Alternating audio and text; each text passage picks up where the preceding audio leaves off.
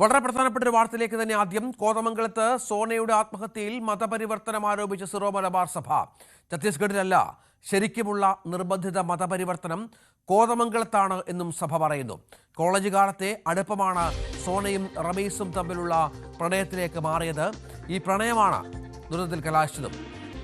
മതേതരത്വത്തിന് ഭീഷണിയാകുന്ന എല്ലാ പ്രവണതകളെയും ഒരുപോലെ എതിർക്കാനുള്ള ആർജവം രാഷ്ട്രീയ പാർട്ടികൾ കാണിക്കണമെന്നും സിറോ മലബാർ സഭ മീഡിയ കമ്മീഷൻ ഫേസ്ബുക്ക് പോസ്റ്റിൽ വിമർശിക്കുന്നു.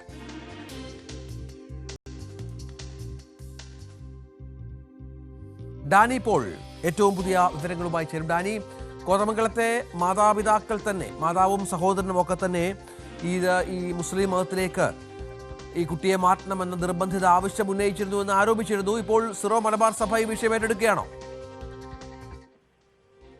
രഞ്ജിത്ത്, ആ രീതിയിൽ തന്നെ ഇത് കാണണം. കാരണം സിറോ മലബാർ സഭ മീഡിയ കമ്മീഷൻ തന്നെയാണ് അവരുടെ ഒരു ഔദ്യോഗിക പേജിൽ തന്നെ അവര് സമൂഹ മാധ്യമ അക്കൗണ്ടിൽ തന്നെ ഇത് വളരെ കൃത്യമായിട്ട് വിശദീകരിക്കുകയും ചെയ്യുന്നത്. കാരണം ഇത് അവരുടെ ഒരു നിലപാട് തന്നെയാണ്. ഈ കേസുമായി ബന്ധപ്പെട്ടുകൊണ്ട്, ഈ വിഷയവുമായി ബന്ധപ്പെട്ടുകൊണ്ട് സഭയുടെ ഒരു നിലപാട് തന്നെയാണ് ഈ രീതിയിൽ വിശദീകരിക്കുന്നത് എന്നതാണ് നമുക്ക് മനസ്സിലാക്കേണ്ടത്. കാരണം അതിൽ ഉദാഹരിക്കുന്ന ഒരു കാര്യം കൂടി ശ്രദ്ധയോടെ നമ്മൾ കാണേണ്ടതുണ്ട്.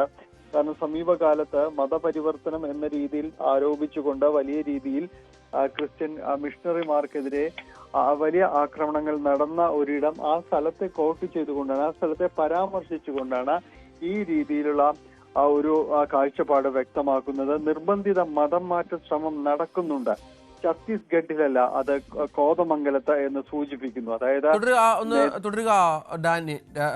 ഇപ്പോൾ ഷോൺ ജോർജ്, BJP നേതാവ്, ടെലിഫോണിലൂടെ. ഷോണ്, നിർബന്ധിത മതപരിവർത്തനമെന്ന് ആരോപിച്ചത് കുടുംബം തന്നെ ആ തരത്തിലുള്ള ആരോപണം ഉന്നയിച്ചിരുന്നു. ഇപ്പോൾ ഛത്തീസ്ഗഡുമായി ബന്ധപ്പെട്ട് നമ്മൾ ഒരുപാട് ചർച്ച ചെയ്തതാണ്. കേരളത്തിൽ സംഭവിക്കുന്നത് എന്താണ്? ഇത് ഒറ്റപ്പെട്ട ഒരു സംഭവമല്ല. ഈ കഴിഞ്ഞ കുറെ നാൾ, ഞാൻ ഈ ഒരാഴ്ചക്കിടയിൽ മാത്രം കൊട്ടാരക്കരയിൽ, നിലമ്പൂർ, ഇത് ഉൾപ്പെടെ 3 വിഷയങ്ങളാണ് ഈ ഒരാഴ്ചക്കിടയിൽ ഉണ്ടായിട്ടുള്ളത്. ഇവിടെ പുറത്തു പറയാൻ, നമ്മൾ ഈ വിഷയത്തെക്കുറിച്ച് പറയുന്നവരെല്ലാം സംഘടിതമായി ആക്രമിക്കുകയും അവരെ ഒറ്റപ്പെടുത്തുകയും ചെയ്യുന്ന വലിയ സാഹചര്യം ഉണ്ടായിരുന്നു. 2018 ഈ വിഷയം ഉന്നയിച്ചൊരു വ്യക്തിയാണ് എൻ്റെ പിതാവ് CPC ജോർജ്. കേരളത്തിലെ എല്ലാ മുന്നണികളും അന്ന് അദ്ദേഹത്തെ എതിർത്ത് ഇത്തരത്തിലുള്ള കാര്യമില്ല എന്ന് പറയുന്ന സാഹചര്യം ഉണ്ടായി.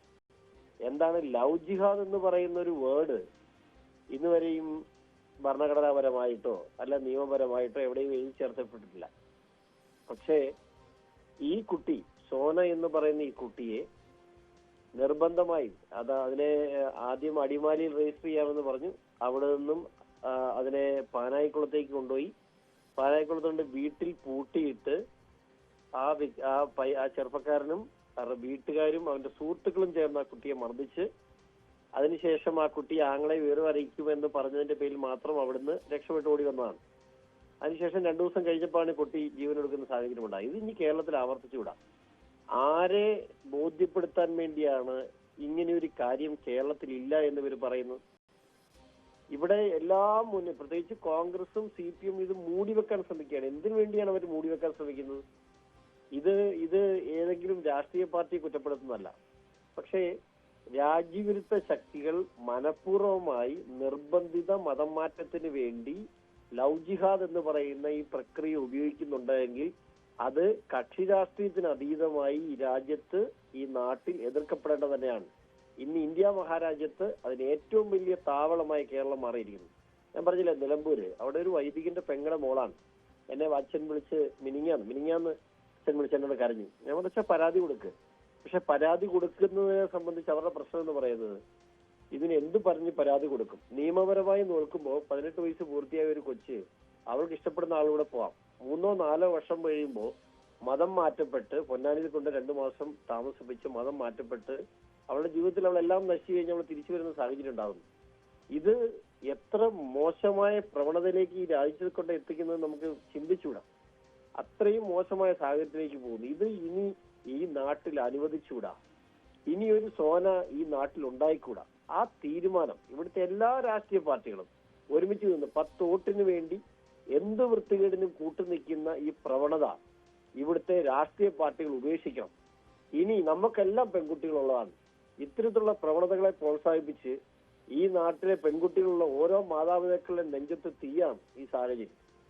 ഇത് വളരെ ഗൗരവമായി കാണണം. ഇതിന് മാധ്യമങ്ങളും രാഷ്ട്രീയ പാർട്ടികളും എല്ലാവരും മതസംഘടനകളും എല്ലാവരും ഒരുമിച്ച് നിൽക്കണം. ഈ പ്രവണത ഈ നാട്ടിൽ നിന്ന് അനുവദിച്ചുവിടാം.